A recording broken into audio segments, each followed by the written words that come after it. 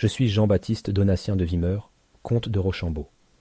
Né le 1er juillet 1725 à Vendôme, je suis issu d'une famille noble dédiée au service du royaume de France. Destiné à l'Église dans ma jeunesse, le destin m'a finalement conduit sur le chemin de la guerre après la mort de mon frère aîné. En 1742, j'ai été présenté au régiment de cavalerie et ma carrière militaire a commencé.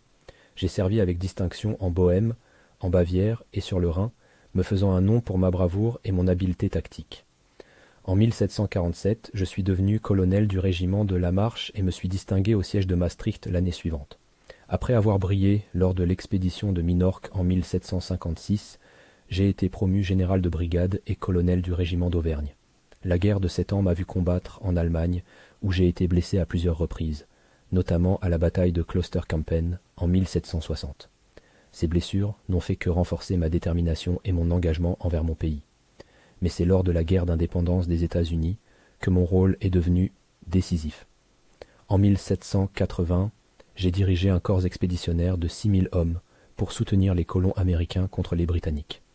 Après une année d'inactivité à Rhode Island, j'ai rejoint George Washington dans le comté de Westchester en 1781.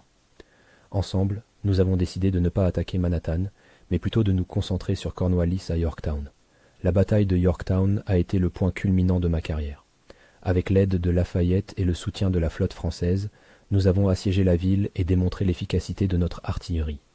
Cette victoire a été cruciale pour l'indépendance américaine et a marqué la fin de la guerre. Après la guerre, j'ai été décoré de l'ordre du Saint-Esprit et fait gouverneur de Picardie et de l'Artois.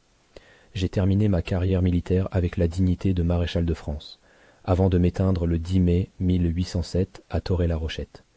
C'est ainsi que je me souviens de ma vie, une vie dédiée au service de mon pays et à la cause de la liberté, au-delà des mers.